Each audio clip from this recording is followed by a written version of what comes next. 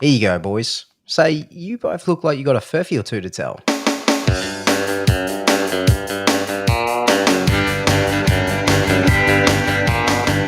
G'day everyone and welcome to Crackin Furphys, the podcast where we crack some furphies over some cold ones. I'm your host Drew Agnew, and joining me along the bar is my good mate Ash Wallace, and another fucking good mate is Daniel Treadray. How you going, boys?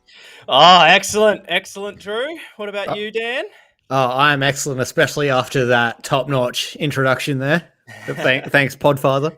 No worries. I've put a bit of emphasis in there. You know the word fuck. You got to use it every now and again just to really emphasize how good a mate you. How come you didn't emphasize that on me? Why was I the only one? And then this is my mate, Ash fucking Wallace. That's better. Thank God for that. Well, it's been an interesting week, guys, especially for you, Ash. You're almost up to 2 weeks in quarantine, aren't you? So how's that going for you? I've been following your updates, so. Yeah, I'm sure a lot of people have watched my slow decline into insanity that I've been keeping everyone updated on my Instagram story. It's been one of the only things actually keeping me kind of sane. Buddy Watson, an effing great intro. It was indeed. Thank you, buddy. Even your intro's getting the Aussie slang props. Yeah, I've been slowly descending into insanity. I get out on Friday though, so I'm getting there, nearly there. Home stretch. Yep. Thursday's my last full day, and then I get out on Friday. So, yeah, we're getting there. So what have you been doing to sort of, pass the time? Like, not too much detail, some of the more graphic things. He's been doing unspeakable things with oranges. Yeah, now we want to know all about the orange incident, that's for sure. Well, the incident you are referring to is when I peeled an orange and then ate it like an apple and filmed myself doing it, and just orange juice sliming off my face the whole time. It was so hard for me not to laugh while I was recording that because I was like on selfie cam and I could see everything. It was very difficult to stop myself from laughing. But no, that was kind of my magnum opus. That was my comedic peak. I don't think I'll ever top that. So downhill from there. Yeah, exactly. But no, there's been a few good moments. I did a thing the other day. I think it was yesterday. It might still be on there actually. I just went through a list of all the funny things that had happened since I've been here that I could remember. My favorite one actually isn't the orange. My favorite was when I was talking to my mum on the phone and shit, because I've gone vegetarian kind of recently, and I guess she didn't know that. And right. She had seen in my Instagram stories the food containers. They've got the V written on the top for vegetarian. And she said, "Why have they written V on it? Did you ask for ingredients starting with the letter V?" What? That's what she said to me. I was like, why would that be the first thing you would assume? See, I'm just trying to think of ingredients that actually would start with V. That's V. exactly the thought that I had. I was like, I can't think of any. They just Veal? give me empty containers to V. V energy drinks? It's veal and the V energy drink. That's all I've had the whole time. What is foods that start with V? I'm going to Google that very quickly. Food? Vegemite, veal, and V energy drinks. So we got vegetables. I guess you could just I want vegetables. Well, I guess by that definition, then she was actually right, because vegetarian or vegetables. So yeah, Varrots. What about just vinegar? You wait till my next orange eating video. Oh no! Dislike. Immediate dislike. That sounds like an innuendo. We'll just leave that there. Just leave that hanging. What about you, Drew? How have you been? Oh, I've been fine. I've just been working. So shearing season, so been busy. My hands hurt, my neck hurts, my back hurts. But apart from that, it's good to be making a bit of money again. This time of year comes around. Just work and fill up the bank account a bit for the winter when it's quiet. I'm like a bear, boys. I'm like a bear. You got to work hard when when the season's right, and then when the winter time comes, work slows down a bit. And I crawl back into my house and I just wander down the stream to get the salmon that are jumping upstream. Yes. Speaking of bears, have you guys seen the World Fat Bear Championships? I have not. Tell us about this. So basically, I think it's like. Is this going to be one of your news stories? Because I think I might know which one's fake. Basically, they take photos of, like, I think they're like tagged in like national parks or something, but it's like bears leaving hibernation before going into it, and it's like how much, like, they take before and after photos of how much weight the bear puts on over after summer. That's brilliant. Excellent. And they give them like names like Rufus and stuff like that. So like people have their favorite bear that's getting fat and stuff like that. I bet that you can bet on it. Of course. It's got to be something on sports bet for this. Like, bet on the fattest bear. You can bet on Scott Morrison what tie he's going to wear. So God. just anything anything is bettable. Apparently. You can bet on sports bet whether Jesus will come again. Oh my God. What are the odds on that? I think it's not even that bad. I'm pretty sure it's like 500 to 1. But like, bear week, I'm putting a link in the. But like the thing is as well is that if Jesus does come again, then your bet's just kind of moot anyway because it's the end of the world. You're not going to get the money. You just look outside. There's the apocalypse going on, and you're like, "Fuck yes, I'm up." My multi's on, boys. She's on, boys. Beer's on me. Gosh, yeah, I bet on the 4 horsemen rocking up, not Jesus. And then some Croatian bloke loses a tennis match, and you lose your multi by 1 leg anyway. So what does it matter? Yeah, that's a bit rough. It's a bit rough anyway. So yeah, Dan, what do you? that's my segue from that. No, I was laughing at what Buddy Watson put in the chat. Jesus will come again or come again. Different odds, I'm guessing. Yes, there's different odds if he comes or if he comes. What are the odds on Jesus actually coming? I don't know. Oh God, something. That's the one thing that sports bet $10.69. $4.20.69. So how's the work situation going, Dan? Have you started yet? What's not yet. I've got one more week. My first day will be October 25th, so still just enjoying goofing off for a little bit. So the past week, I spent a night in the Adelaide Oval Hotel, which is the 5-star hotel they put on the side of the Adelaide Oval for some reason with the accommodation vouchers that the SA government is offering. Then on Thursday, myself and Soph, my girlfriend, went down to Monardo to hang out with my mate Simba and some lions. So making the most of my time off. So like you call them your mates. So you're not going there just observing them. You're actually hanging out with them, actually having like an interesting sort of engagement with these creatures. It was actually just like this, except with a heap of lions. Oh, yeah. I actually recorded a podcast with them. Sorry to break news that I'm cheating on you with some lions, but... That's all right, man. That's all right. I'm sure it's great. I'm the only one that people can understand since, they can only roar, but The it makes for interesting listening. Now, they have like this 365 thing, which is basically like a dome where you can go into that the lions can climb all over. Oh, that's kind of neat, but I'm glad I had a voucher for it. I haven't gone to Monardo for years. I did work experience there, actually. I did that like in year 10 at school, and I absolutely loved it. That was like a sort of a really memorable experience for me, and it's kind of weird because I come off a farm, so going to like a zoo, it's like, there's elephants, rhinos, lions, and all that. And one of the what I came away from it was just like, it's just like a big farm. You're going out, but instead of chucking hay to sheep, you're chucking it to like a herd of buffalo. it's very much kind of similar. You're just sort of maintaining the habitat and all that for them. But like one of the biggest things what stood out to me was like they had like the African wild dogs, and for some reason like their pack split in two, and then they're like attacking each other, and all these zookeepers just like driving around trying to split them up. And like they're wild dogs. What are you going to do? You're not going to get out and like throw a tennis ball. So we're just like driving around, and the zookeeper, he was like so scared that I think he gets a lot of people from Adelaide and all that who have no experience with animals. So I think he might have thought like I was like going to be traumatized by these like dogs ripping each other to shreds. You were probably egging them on. No, yeah, I had my bloody sports bet multi going on. We're just driving around just with the camera for everyone in the pub to check out. And then Jesus came again. He did, and he felt great. Jesus, you're a fiend, mate. A fiend. Yeah, I absolutely love Monado. That was great. Great experience. Yeah, I Glad haven't you been there enjoyed it. since I was, I don't know, I would have been maybe 12 or so. Hmm. It is a good time, Monado Zoo. Excellent place to visit. Plus, So that- also being a rainy Thursday, we basically had the place to ourselves, so that's an even bigger plus. Yeah, that I mean, dome you is wouldn't that- want to have the place to yourself, though. Like, there's no animals then. What's the Just walking point? around empty paddocks. Yes, the animal's day off. Like, no, I'm not fucking. Been working hard. They've earned it, all right. They're down at the pub.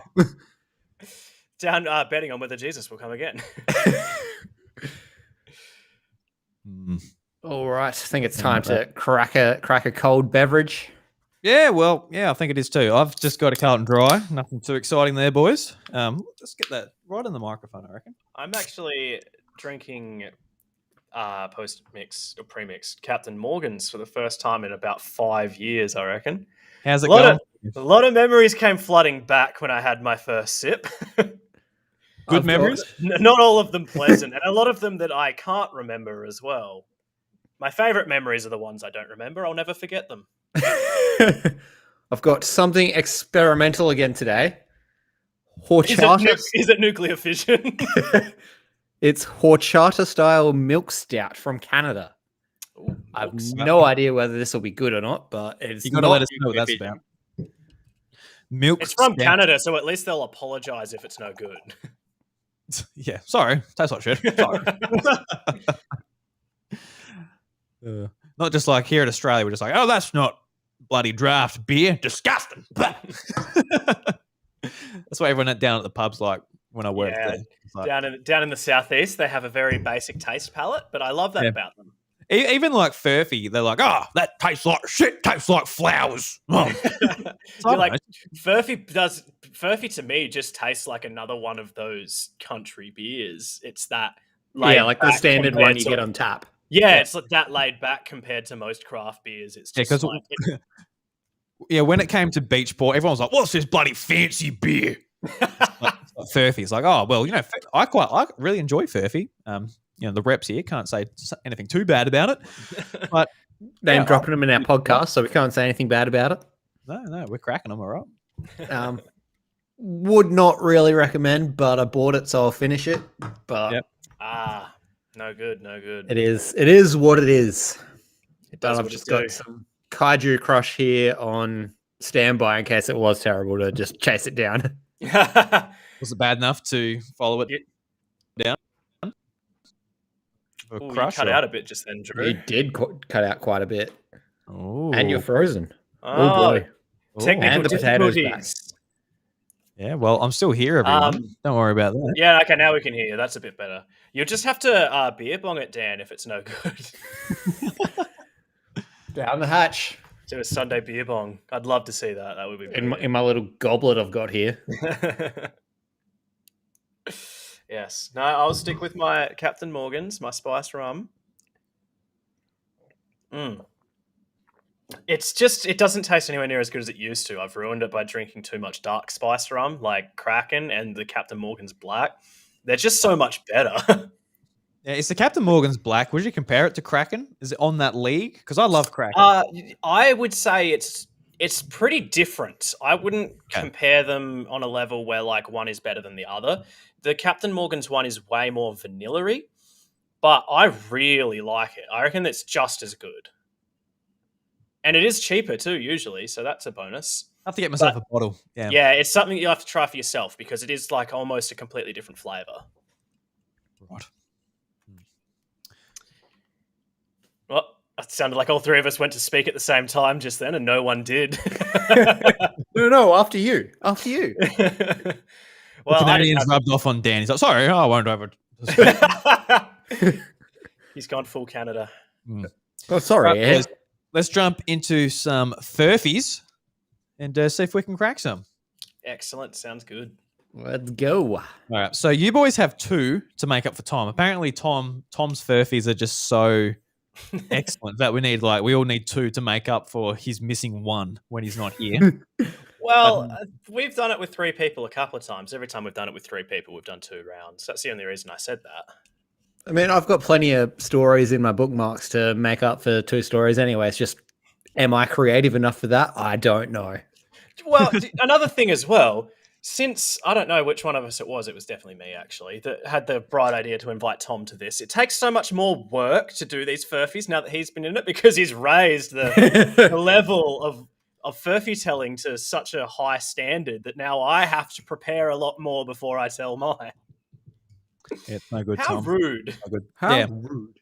ridiculous. How dare he be good at this? Anyways, So, I reckon you guys go first. I'll do mine. I've only got one, so mine can go in the middle. Then you guys do yours. yeah, I'm happy to go first. So, Go for it, All my right, friend. I am excellent to go second then. all right. Story number 1. Squid Game proves capitalism doesn't work, says North Korea. Story number 2. Cape Town citizens in revolt after plans to finish the Foreshore Freeway Bridge are announced. And story number 3. Meet the Miami fans who use the American flag to save a falling cat at a football game. Ah, okay. I know that one of these stories is indeed true, so I will let Drew take the first guess, but I would like to hear some more information if I could on them. Yes, sir. South Korean show Squid Game is a worldwide Netflix hit. North Korea is seizing it for propaganda. Squid Game is a lot of things. It's disturbing. It's apparently the most viewed original series that Netflix has ever released. And according to North Korea, it's also proof that capitalism doesn't work. It is said that Squid Game makes people realize the sad reality of the beastly South Korean society in which human beings are driven into extreme competition and their humanity is being wiped out, state-run media wrote on Tuesday. The show depicts the process of hundreds of people who are forced to live a hellish life, struggling with unbearable debt in a brutal game where they kill each other to claim the money prize for just one winner. Evidently, the country, blah, blah, blah. It is the current South Korean society where the number of losers in fierce competition, such as employment, real estate, stocks, increase dramatically, the North Korean propaganda reads. It adds that Squid Game shows the reality of living in a world where people are judged only by money. I like the idea that the reporter who wrote that article got bored halfway through and just like, oh, I don't need to write about this bit, blah, blah, blah. Next section. Blah, blah, blah. North Korea, Blah, blah, blah. Kim Squid, Jong-un, nukes, ballistic missiles, we're all dead. All right, story number 2. It is not often that people prefer the infrastructure projects in their cities to be left half done, but that's just what the residents of De Waterkant, Cape Town, want. The bridge near the city centre of Cape Town has been left unfinished since the 1970s, becoming a local landmark and source of urban legends in the process. The exact reason why the Foreshore Freeway Bridge has been left unfinished is unknown, with residents claiming a shopkeeper refused to move, or construction companies are unable to link 2 ends of the bridge together. Kempston Logistics of Cape Town had recently announced plans to link the bridge with the Nelson Mandela Boulevard. This announcement sparked uproar amongst the community, with residents vowing to protect the failed development. Sam Blomkamp of Save the Cape Town Edge claims that the overhanging road has become a landmark of the city, attracting film productions, art installations, and tourism. The Foreshore Freeway Bridge is a testament to the Cape Town attitude of making the best out of every situation, and has worked its way into the heart of our city, Mr. Blomkamp said. Initially a failed project, we have turned it into a unique landmark with character. To turn it back into a freeway which we don't need would be a waste of resources and ruin the precinct which has developed around the edge. And story number 3. Craig Cromer is a facilities manager at the University of Miami and has had Miami Hurricanes tickets with his wife, Kimberly Cromer, for about 7 years. At every game, they have hung an American flag over the railing right in front of their seats. Their rescue mission to catch a stray cat as it fell from the upper deck is probably the strangest thing that has ever happened to them at a game. You would hope so. Early in the second quarter of number 22 seed Miami's home opener against the Appalachian State Mountaineers, a murmur rose up from the student section. The students noticed a cat dangling from the upper deck. The Cromers turned around and at first thought it was a dog. Another fan thought it was someone's kid. Once they realized what was happening, they ripped their flag free from their zip ties, and he and his wife stretched it out to create a landing pad for the cat. They stood there for about 3 minutes while the cat peed all over the fans below. It seemed like it took forever, Craig said. Eventually, the cat lost its grip and tumbled downward. They felt the Cromer's flag did just enough to break the fall and let the students in the section nearby grab it, but before it hit the ground. The entire corner of the stadium in Miami Gardens, right by Miami's tunnel, erupted in cheers as one student raised the cat in the air like it was Simba from The Lion King.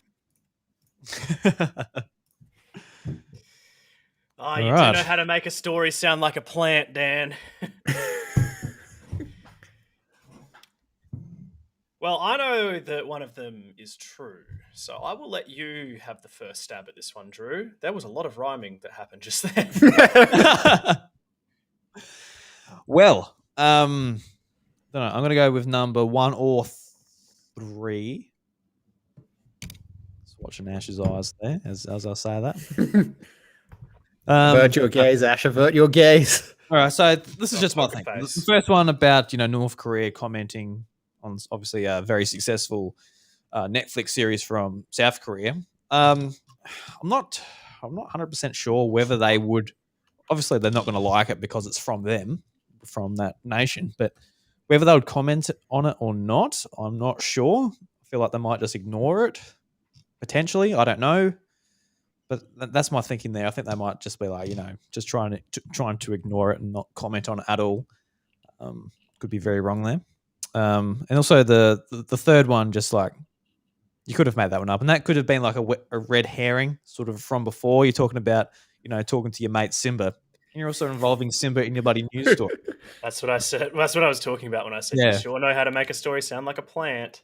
Yeah. So even our casual conversation at the start of the episode, Dan's planning this shit from the very start. Always got to be game in the system, guys. Look, Dan was planning these stories before they even happened. I'm just here trying to, catch up with a beer of you boys, but you're trying to trick us from the very beginning, Dan. I don't even know if you're yourself at the moment.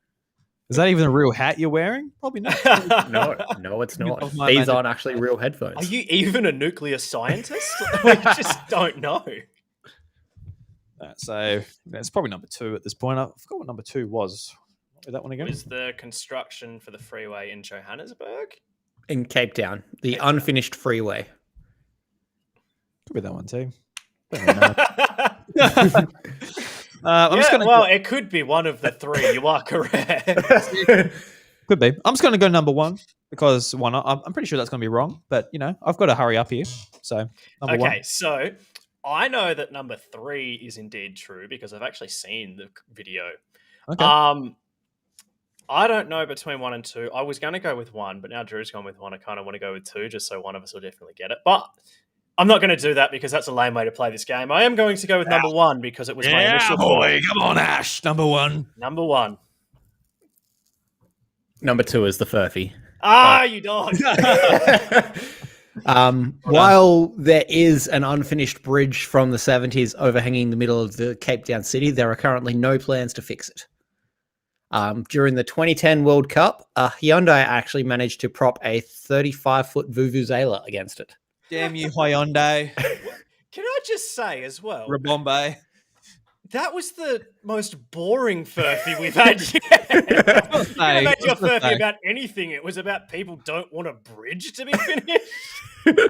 So it's like, there is an unfinished bridge, but they actually didn't do anything to it. In my story. Oh, Daniel. So that's the thing, boys. You do your 2 furphies for the episode, right? And that's the type of furphy, that's the type of content you get. Fucking unfinished bridges, but actually, look. In my world, I'm coming to the pub. I'm like, boys, this bridge, it's been unfinished for years. But fucking hell, they've done some magnificent stuff to it. It's the best bridge you've ever fucking seen. Now I'm gonna just make it into an art piece. It's gonna revolutionise the whole country of America. It's just amazing. But yeah, don't know. Fucking hell. Good one, Dan. You got us. Yeah, he's gone with a new tactic of just making it sound so boring that it has to be true. Grandma picks up walking stick, doesn't use walker because it's quote too Oh, heavy. shit. Was feeling You're not meant to guess sprightly my this second morning. Furphy, Drew. Yeah, well, I've just ruined it. Sorry, mate. All right, Go, Ash. I will give you my first round. Story number 1. Genetically modified mosquitoes to be released in Florida after years of planning. Story number 2. Model who caused 11-car pileup on busy freeway says tarantula fell from sun visor onto her exposed breasts. Was this the same freeway in Cape Town? Yeah, they then just drove off the end of the bridge. That's how she caused the accident. And story number 3. 4-year-old girl discovers 220 million year old dinosaur footprint at a beach in Wales. Any initial thoughts, or do you just want me to get straight into some details? You get into some details there. Thanks, Ash boy. Always go for the details. The devil's in them, boys. Story number 1, the modified mosquitoes. Florida will begin releasing genetically modified mosquitoes this week as part of its efforts to control one of the disease-spreading species of the biting insect. The state will release almost 144,000 non-biting male mosquitoes in the coming weeks, engineered by the British firm Oxitec, that are meant to mate with biting females, with any resulting female offspring unable to survive. Favorite band, The Offspring. Story number 2. What's your favorite band? Is it The Offspring? No, Mosquito it's not Offspring? actually. I don't know why I said that. I like them. They're good, but they're It's not Conrad's far from favorite band for a long time in high school. The Offspring. They are good. I like their earlier stuff. They're way more punky stuff. Mm-hmm. Anyway, that's very beside the point. I was just throwing off. Am I really? No, they're definitely not my favorite band. Alexis on Fire are, if anyone's asking. Story number 2. The model who caused the pileup, 26-year-old Pittsburgh model Dana Whitmore was running late for a photo shoot, which led to her preparing for the shoot while in transit on the I-76 freeway. Dana said that after she took her top off to change it, she brought the sun visor down to check the mirror in case removing her top had smudged any of her makeup. But when she brought down the sun visor, a large tarantula fell onto her exposed breasts, causing her to scream and flail. The commotion brought on a chain reaction that led to her partner crashing their Jeep Cherokee, causing a large pileup that involved 10 light vehicles and 1 commercial freighter. No one in the crash sustained life-threatening or serious injuries, so not all bad. Sorry, what country was that in? That's in the US. It's in Pittsburgh. Okay. Yeah. The good old US of A. And story number 3, the 4-year-old girl with the dinosaur footprint. You know what? I think I've accidentally deleted a line from this somewhere. So it starts from like midway through the article, my details. The creature probably stood 29.5 inches tall, which was about 8 feet long, and walked on its 2 hind feet, paleontology curator said. Walking along a beach in Wales with her father and their pet dog, she spotted an extremely well-preserved dinosaur footprint that has excited paleontologists worldwide. Lily Wilder made the discovery near Bendrix Bay in South Wales in the UK, finding an imprint thought to have been left 220 million years ago. Now, I did also, because it was just worded like it was written really annoyingly, so it was annoying to copy down this one. There was a bit that I read, though. It wasn't just a footprint in the sand, because that would have been ridiculous. It was in a rock. Yeah, I would assume it wouldn't be. Like most fossils would be. Well, it doesn't actually say it was a fossil or anything. It just says it was a dinosaur footprint at a beach in Wales. So Yeah. I just thought I would clear that up in case you were like, well, this is obviously bogus. It's just like there's like this sand. It's just like, it just has it like It's Oh my just- God, there's the dinosaur's still alive. no wind in Wales. You didn't know that. All right, Dan, you go first, mate. What do you reckon that this I have is? I have actually heard about the Of course genetic. you fucking have you engineering boys picking news too mosquitoes much? You before. bloody you old? What you watching? You bloody I've heard about it in What? relation to Singapore, though, not Florida, but I have heard Oh, you about think genetic. I've gone your style and just taken the story and obscured it slightly. Listen, the grandma didn't pick up the cane in the States. It was actually in Germany. So, fucking gotcha. It wasn't a cane, it was a walking frame. You guys are so dumb. Idiots. My immediate thought is number 2 sounds like a furf. Number 2. Why is that? Either, well, I think he's kind of given part of the last story away when he said he didn't copy down all the details. unfortunately. I mean, But yeah, but he could have just said that. but also, His own I story, believe his own story. You know. there have been dinosaur footprints found in the UK before. I believe there's some notable fossil formation somewhere around there. Yeah, well, the Queen lives there, so She No, actually living predates legend. this fossil, by the way. yeah, well, naturally, yeah. I'm gonna go number 2. I think this might be naive on my behalf, but where would a tarantula come from in the States on the freeway where they'd be living? Well, Also, I don't think a lot of cars the in that accident. tarantula was on the freeway. No, It was actually driving a Porsche, and they just had a head on. I don't think tarantulas are in the States, let alone living in like a city environment. So I'm going to go with number 2. Could be wrong. I don't know. I haven't been to the States. There are definitely Two tarantulas nominations in for the story 2. Well, I can confirm that the Furphy was story number 2. Okay, cool. We got You him. both got it. Ladies and gentlemen, we got him. Having said that, though, I'm certain that there are tarantulas in the States. Sure. Yeah, people keep them as pets. Yeah, but not like, you know. Yeah, no, that's wild ones in Native. the States. It's huntsmans that are only Australia. I'm sure there's tarantulas in the States, because there's loads of them in South America as well. And, same continent. This might be a thing I want to have to bloody check up on Google. I'm probably going to be wrong now, and Yeah, I sound so smug with my factual... tarantulas, they're just like they live in like, like sort of jungle and forest sort of There's setting. bound to be some sort of irresponsible pet owner just letting his tarantula run wild as well. Let your tarantulas run wild and free. Let your freak flag fly. I don't actually really even know what that means. I just said it. Do tarantulas live in the USA? It's not going to come up. Hey, They live Siri. in- No, they are in there. Tarantulas live in 12 US states, including New Mexico, California, Arizona, Louisiana, Texas, etc., etc. So there you go. Et cetera, my favorite Do state. they live in Pennsylvania? I actually did see Pennsylvania on there. So well, I could have been wrong anyway. Then in the end, if you were a what's the people that study like an arachnologist, you would have known that one. All right, Drew, let's get your first round. If you finish dropping your beers everywhere, moving my 6-pack out the way so I can get my laptop. and then you moved your beers after that. Yes. Yes. That was a joke about Drew being ripped. Rip me. I'm about as ripped as a bloody brand new You are- t-shirt. I've got no rips in me at all. You are a pure unit, Drew. A Drewnet, if you will. Why was the first thing you went to a new T-shirt for that? Because a new t-shirt isn't ripped. It doesn't have rips in it. Well, I mean, you can buy new jeans that are ripped. There's probably shirts that are like it. True, that is disgusting. Look, I was clothes shopping when I was in Darwin, right? I'm like, I need a new pair of jeans. I don't have any at the moment, and I could not find anyone's with like no holes in them. And I found my right size, a color I really liked, one that fit me nice around the bum. Make my bum look nice and juicy for all those.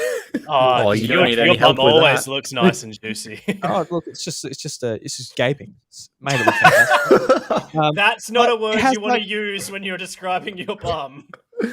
Yikes. Well, maybe it's one I want to use. Ash, don't put me down like that, mate. You're meant to be my friend here at the bar. I feel like you're But anyway, it telling us had that and you these don't know what massive that means, holes but in continue. my knees. I know exactly what that means, Ash. Is this your experience with Lana Rhodes again? Yeah, well, just yes. Anyway, just about the holes in the knees. Just like it had massive holes in the knees, and it just like exposes my hairy knees. No one needs to see that. I think it works well for girls, whatever. Show a bit of skin, but just keep your hairy knees behind the denim, Drew.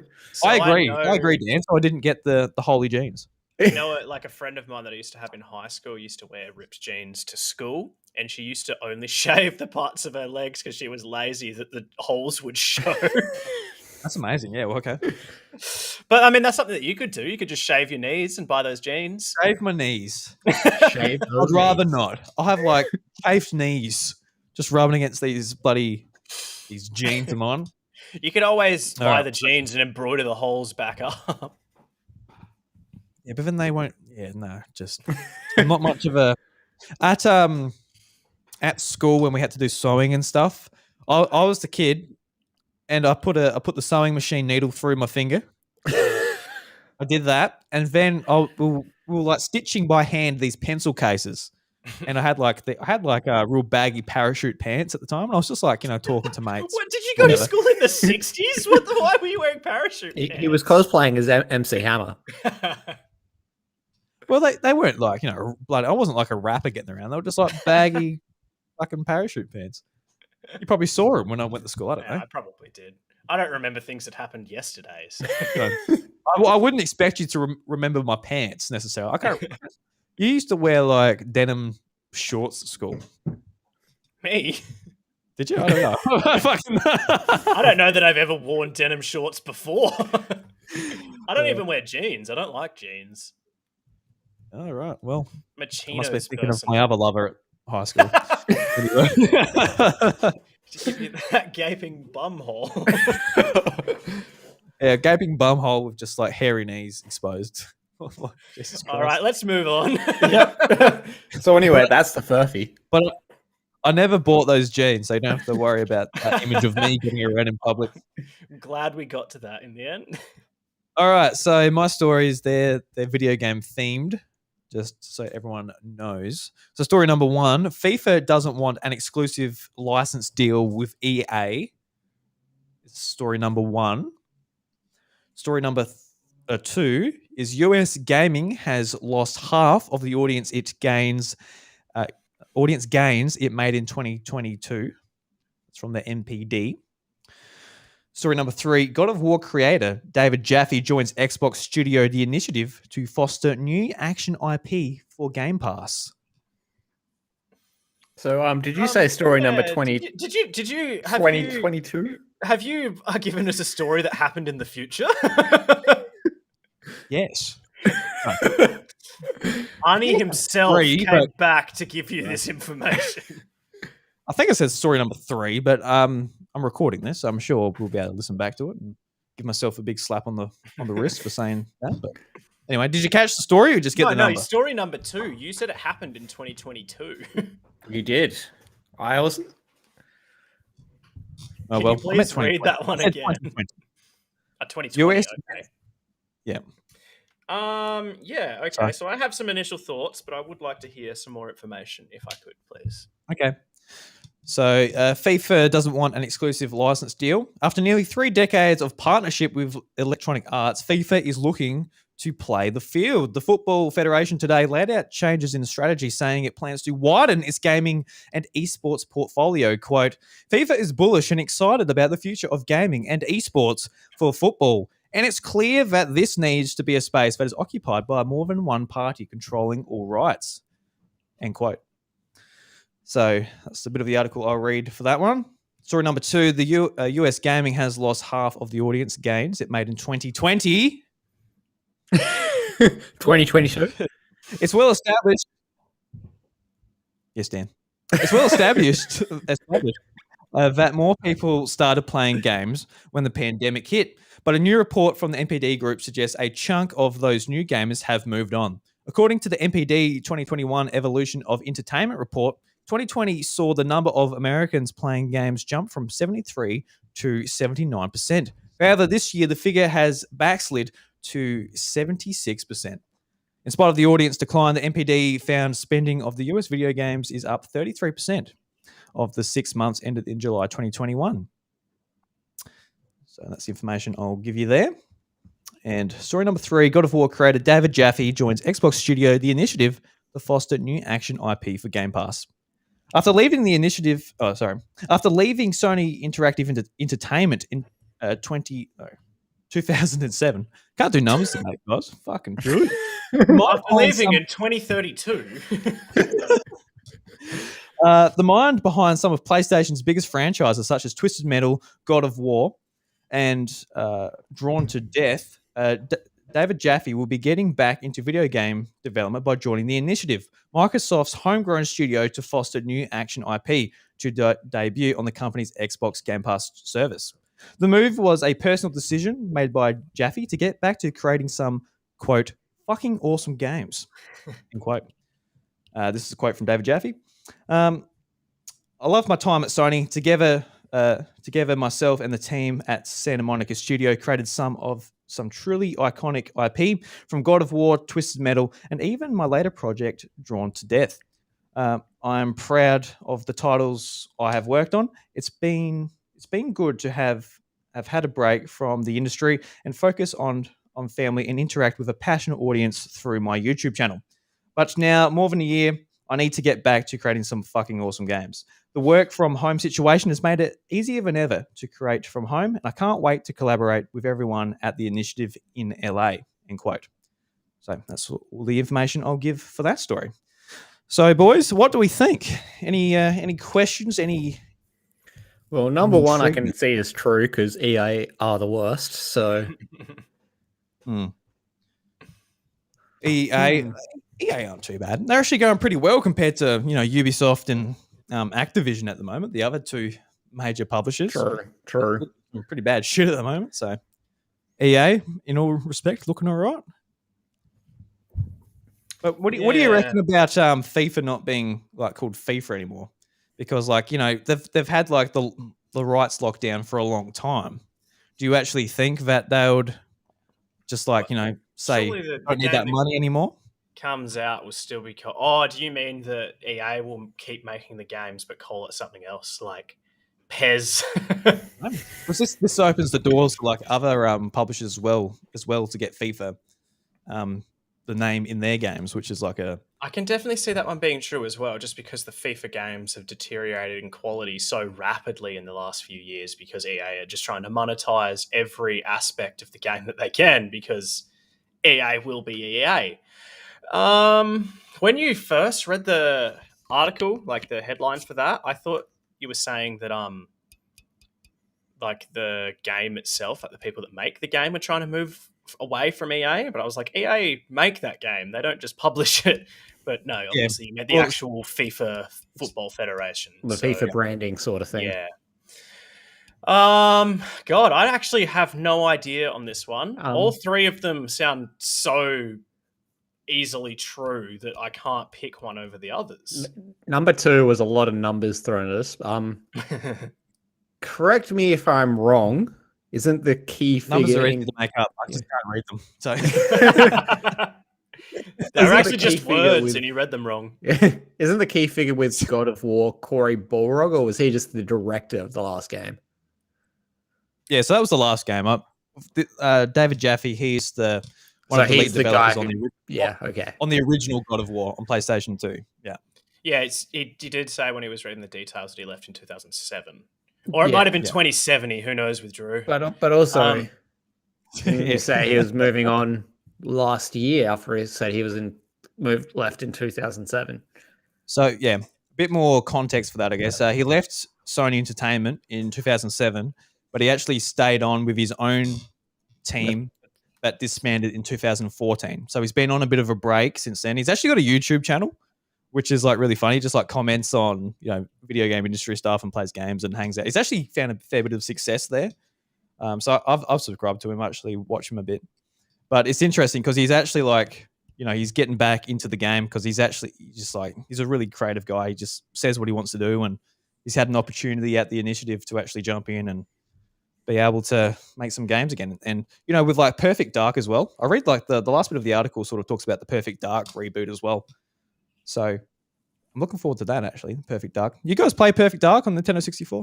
Yeah, I did. I think I was really young when I tried to play it, though. That was a very technical game for when it came out. I was very, very bad at it. It was like 007, like GoldenEye, except it was way harder. Yeah, I wasn't very good at it, but it was very fun. Yeah, I genuinely don't know. I've only started playing the newest God of War recently, while I've been in quarantine because I haven't played it yet. I got it for free on. You get it for free if you've got PlayStation Plus, so that's pretty cool. What was the third one again? Well, that was the third one, the God of War. David Jaffe. The second one. The second one was half people have stopped playing games. That's right. Yeah, from 2020.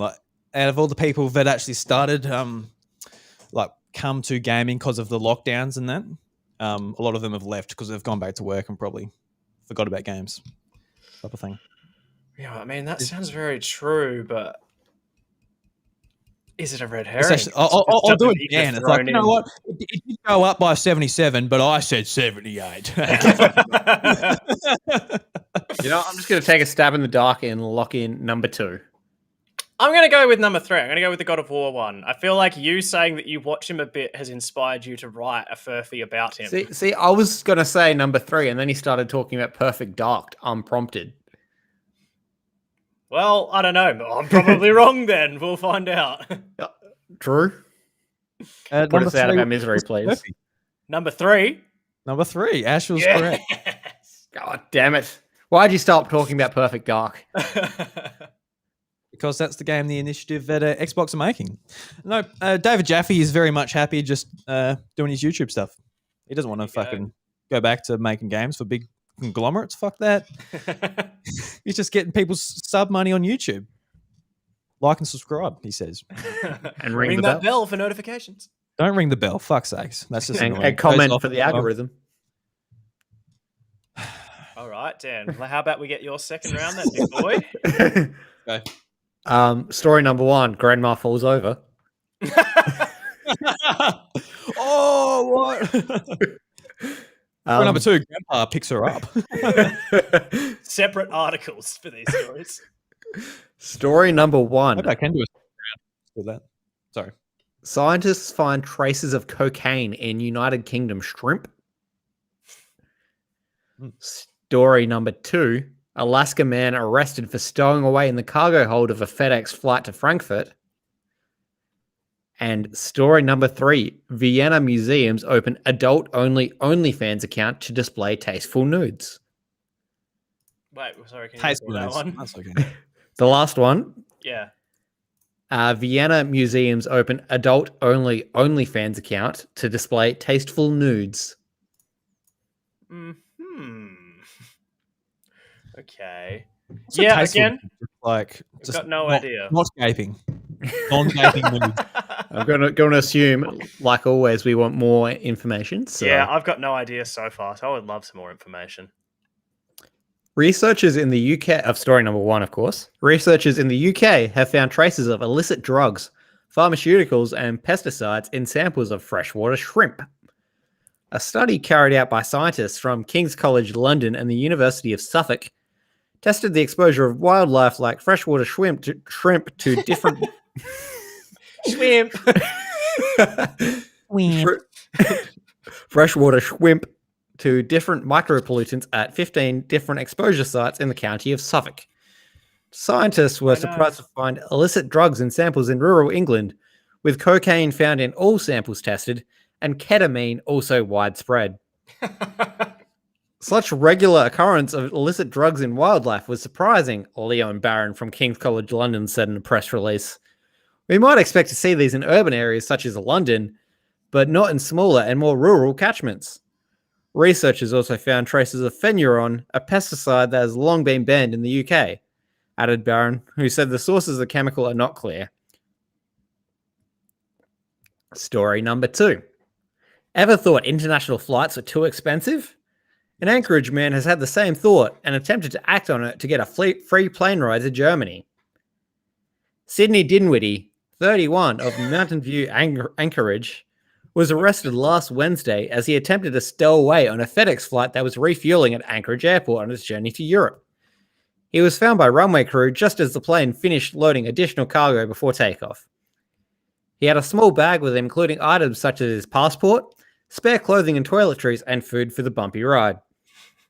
Due to its location and the curvature of the Earth, Anchorage lies within 10 hours flight of most locations in North America and Europe, making it home to a major FedEx hub and a common stop for air freight lines. Mr. Dinwiddie was hoping to use this fact to his advantage to score a free European summer holiday. Air marshals at the Ted Stevens Anchorage International Airport, however, had other ideas. He has been remanded in custody and will face the Anchorage Magistrates Court at a later date. And then... God, I hope that one's true just for his name. Sydney Dinwiddie. If you made that up there, well done. And story number 3. More than a century after the artists of the Vienna secession declared in every age its art to art its freedom, the Austrian capital has found a new site for artistic expression free from censorship, the adults-only platform OnlyFans. Vienna's tourism board has started an account on OnlyFans, the only social network that permits depictions of nudity in protest against platform's ongoing censorship of its art museums and galleries. In July, the Albertina Museum's new TikTok account was suspended and then blocked for showing works by the Japanese photographer Nobuyoshi Araki that showed an obscured female breast, forcing the museum to start a new account. This followed a similar incident in 2019, when Instagram ruled a painting by Peter Paul Rubens violated the platform's community standards. In 2018, the Natural History Museum's photograph of the 25,000 years old Venus of Willendorf figurine was deemed pornographic by Facebook. A short video featuring the painting Liebespaar from Colomon Moser, made to mark the Leopold Museum's 20th anniversary this year, was rejected by Facebook and Instagram as potentially pornographic. These works and more are now on full display, safe from the threat of censorship, on Vienna's OnlyFans profile and only teased on other platforms. The first subscribers to Vienna's 18 Plus account on OnlyFans will receive either a Vienna City card or an admission ticket to see the artworks in person. Right. So we've got a man trying to get a free holiday, and then we've got tasteful nudes on OnlyFans. The first It's one, interesting because. Oh, sorry. I was just gonna say the first one I can definitely believe is true because I've heard actually of studies in the UK where they test. I think the ones I've heard was some kind of fish. It might have been salmon, and a lot of them were actually addicted to cocaine because there was that much cocaine residue in their waterways. So I can believe that one definitely with the shrimp. And also the UK has massive cocaine problems. I'm just going to take a stab. I'm going to go with number 3. Sounds very, very believable, but they all do. So I'm going to go with number 3. Yeah, I'm going to go number 3 as well. It's interesting because like a while back, there was actually like a bit of a hubbubaloo because OnlyFans was going to ban nudity on the platform, but I think they sort of backtracked on that because they backflipped it. Yeah, because otherwise, why they'd lose their entire user base? Yeah, well, pretty much because like Patreon and sort of these other platforms are a lot better for setting up, I guess, a subscription way for content creators to be supported. You're not going to go to OnlyFans to get your podcast supported or your YouTube channel necessarily. It's already got that brand recognition. Like, oh, if you've made an OnlyFans, you're going to be getting your butthole out a bit. It's just what's expected. So anyway, subscribe to Drew's OnlyFans. You'll be able to see my exposed knee and my brand new jeans. So yeah, number 3, Dan. Lock it in. I'm not that confident, but I'm definitely not confident with number 3, but I'm going with it. We're playing the game here, Dan. So it's all good, mate. Unfortunately, Sydney Dinwiddie is a made-up name. Damn it! Story number 2 is the furphy. I was gonna go with that one too. You're a bastard, Dan. Dinwiddie. So where'd you get that from? Did you just like pull it out of your brain, or did you see it on a bulletin board somewhere? I just pulled it out of my brain. And then I went. Your brain, mate. Went through and I was like, "Oh, Anchorage is close enough to be on a bunch of freight lines for air travel." And I was scrolling through people's names, and there was Sydney Dinwiddie. Well, you fucking got me, hook, line, and sinker. Didn't get me though. No. Didn't you just pick number 3? I think we'll have to check the tapes on that one. I just wanted Ash to feel better about himself. Sure. All right. I'll jump into my second round. All right, so story number 1. Japanese macaques have learnt the art of the heist and have begun stealing tourists' belongings. Story number 2. Sainsbury customers spot hidden message from fed-up worker on website. And story number 3. Mum left mortified after toddler accidentally live streams her in the shower. All right, I'll just jump straight into some more details here. So, story number 1. Japanese macaques have always been well known for their social lifestyles and group learning. However, it appears that one group of macaques at the Jigo Kudani Monkey Park, famous for its monkey hot springs, has learnt to distract tourists by being friendly while the other macaques in the pack rob them blind. The macaques, presumably attempting to steal food, have been stealing many things such as mobile phones, cameras, snacks, and lipsticks. Lipstick. God, I can't read. This behaviour has become quite problematic as any electronic devices the monkeys steal are generally destroyed once they are taken into the hot spring, leading to park officials issuing warnings towards tourists, advising them to leave valuables behind and to enter the park at their own risk. And story number 2. The Sainsbury customer spots hidden message from fed up worker on website. A Sainsbury employee showed their frustration in a hidden message on the supermarket's online shop. The pea protein-based product description started pretty normal, but then took a bizarre turn as the worker detailed their unhappiness at work. The words included in the description read, "Nobody reads these, filler, filler, filler, and I can't believe this is my job." It could be read in the message among other nonsense. And story number 3. A mum was left red-faced after her daughter accidentally went live on her Instagram and gave followers an eyeful of her in the shower. TikTok user Brianna, at bri.anna89, described the hilarious incident in video caption, "Have kids," they said. In the now viral clip, she explained that she had given her toddler her phone to play games while she nipped in the shower, as reported by the Mirror. It was a preschool learning game that she plays often, the US mum said. "Next thing I know, she was knocking at my door asking me to help her fix something. I, of course, tell her to come in so I can help, so she can keep playing. She hands me the phone while I'm in the shower. Except when she agreed to help her, she had no idea that her daughter was no longer playing her game, but had accidentally brought up Instagram and hit live recording. I quickly realized that my phone is broadcasting live on Instagram," the mum revealed before adding, "in my hand while I'm in the shower." Jeez, that is such an awful situation to be in. Yeah, I know. That's what awaits you next year, Drew. Yeah, well, I don't know about next year. I don't think he just would have his kid playing on his phone that early. Just going to be an extremely fast developer. if it's anything like its dad, it won't be very fast. I'll tell you that. Yeah, that's really funny though. I like to imagine you came up with that yourself. But no, it's very well done. You quoted the Mirror in there, so whether you're actually look, if that turns out to be the Furphy, you're like. And that actually comes from the Mirror, which is, that's a website that comes up a fair bit when you're looking for these furfies. It comes up with a lot of bullshit. That'll be very smart. It's kind of keeping me away from it because of that, but I don't know. It's pretty smart, Ash. If that is the case, what are you thinking, Dan? I'm thinking the Japanese monkeys stealing shit sounds extremely plausible. Yeah, Japanese monkeys love stuff. So they steal it. I'm thinking, what was story number 2 again? I forgot that one too. Yeah. That was the Sainsbury customer spot yes. hidden message. Yes. I know. While no one probably does read the product description of pea protein powder, I'm thinking the alliteration there could be a little clue that Ash wrote it himself. I'm leaning towards it being number 2 at this point. Number 2. I'm going to go something different then.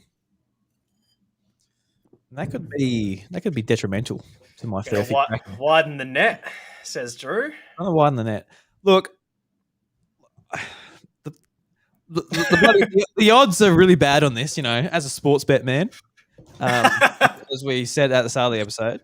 Which I've never put a bet on sports bet in my life. I'm too much of a tight ass for betting, to be honest. I'm going to go number 3, just in case Ash is trying to be smart.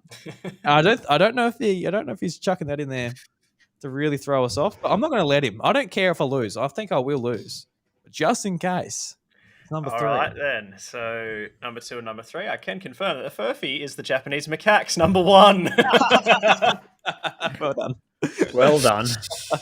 Yeah, well, I don't know. They might actually do this, but I made it up, so I don't know if they do. Sounds extremely possible. It does. We didn't get it, so it's facts now. It becomes real. It actually. I know. So I actually just did it Dan style. So they don't do it in packs; they just do it individually. No, I completely made it up. The Sainsbury one I looked up. I've got the article. I'll send it to you after. It's so funny if you actually read exactly what was written in the product description, because like this guy, whoever wrote this, was having a mental breakdown. He was in the middle of a crisis when he was writing this product description, which isn't funny, but it's funny to me when I read it. Look, it'll be funny once he gets the help he needs and, you know, everything's all right. And once he gets a better job. I wonder how long it was live before somebody actually did read that and notice it. I don't know. I can't believe this is my job. Nobody reads these. Sucker, I'm reading it right now. Filler. Oh, so good. Yeah. All right. Well, that's the end of our furfs then for this week. That is. Well done, boys. I think it was a successful round from us all. It was. It was especially with Dan. He got us. I didn't get one of yours, Dan. I think I got you both times. Yeah, coming for Tom's title. Well, he's not here to defend it this week. So I think I got everyone a few times last week as well on the lost episode. Yes, I believe you did. You are in fine form at the moment. I've really dropped my mantle. I've been doing quite poorly. That's the first time I've gotten everybody in a while with that second one. Mine have become very easy to guess. I've gotten worse. I'm pretty sure everybody got mine last week because Tom knew it and you guys both got it right. Yeah. Yeah, So- I need to pick up my game, it seems. Drew's in fine falling form with his effort today as well. Falling form. Fine falling form. Bit more alliteration there. Fantastically fine falling form. That's enough falling form from us, Dan. I reckon that's the end of the episode. Boys, thank you very much for joining me. It's always a blast talking to you guys, and hopefully we'll see Tom again next week. Hope he's having a good night out there. A good Sunday roast with his family. Yeah, everyone loves a good. I hope it's a roast. Everyone just roasts the fuck. It is a roast. It's definitely a comedy roast. He's up there on the stage in the Civic and Arts Centre. He was telling me earlier, this is just a very, very quick thing that's happened today. Tom was like, hey, come play this game with me that we've just started playing. I jumped on, and as soon as I jumped, because I got on within like 5 or 10 minutes of him telling me to get on, he's like, I have to go in 10 minutes. I was like, you piece of shit. But he was telling me how he got this massive roast for tonight, which is actually why he couldn't be here. He is doing a family roast. That wasn't a joke. He got this massive roast and went to put it in the freezer and realized when it wouldn't fit in the freezer, he read the label and it feeds 16 people. 16. So I think he went a bit overboard on the size of the roast. Is he cooking it for? I don't know, maybe like 6. He's going to be eating a lot of sandwiches at work. Yes, for many days, I think. So, Drew, you know where to go for dinner tonight. Yeah, I was going around like, Tom, I heard you have like a fucking enough. So I've come over. An exorbitant amount of roast. Yeah, I actually bought pizza for tonight, so excellent. Delicious stuff. I've still got enchiladas in the fridge if anybody listening cares about our dinner situations. No one asked you, mate. I was just inspired by Ash's Instagram stories. Not the orange one, then. I was fed by the hotel and they gave me 3 big chunks of tofu. Delicious. Don't dislike tofu really, but I definitely don't want to just have 3 big chunks of tofu for dinner. So yeah, you'll be down next weekend. What's the go with that? Am I going to see you, or what's going on? Are you busy? I think you'll see me. I will be. I assume I'll be very busy the whole time catching up with people, but I'll definitely have to make time for you for sure. I was going to stay in Adelaide the first night I got out, but I think I've decided against that now, just because I've still got my mum's car and it's loaded with all my stuff. I just want to get that car back and my stuff somewhere safe as quick as I can. Don't want to leave it sitting around in Adelaide, especially. Adelaide, the city of ruffians and thieves. Stabalaide. Yeah, well, we had a bloody stabbing here yesterday. So yeah, I heard about that. I know the person who was involved as well. I did not hear about that, actually, but I believe that's a story for off the airwaves. Yes, this is not a furphy either, Dan. This is not a furphy. This is a real thing that happened in our small little town, but we'll talk about that at another date. And everyone else, thank you very much for listening. If you enjoyed the show, leave us a review on Apple Podcasts. Just something simple. It's like, what a fucking show. That's about it. Just post that in Discord if you're listening as well, in the Crackin Furphys channel of the House and Mario. Hashtag what a fucking show. What a fucking show. What a fucking show. Or Grandma Falls Over. Hashtag Grandma Falls Over. I like that one more. Yeah, that's all right. Anyway, guys, we'll catch you later. See you, boys. Peace.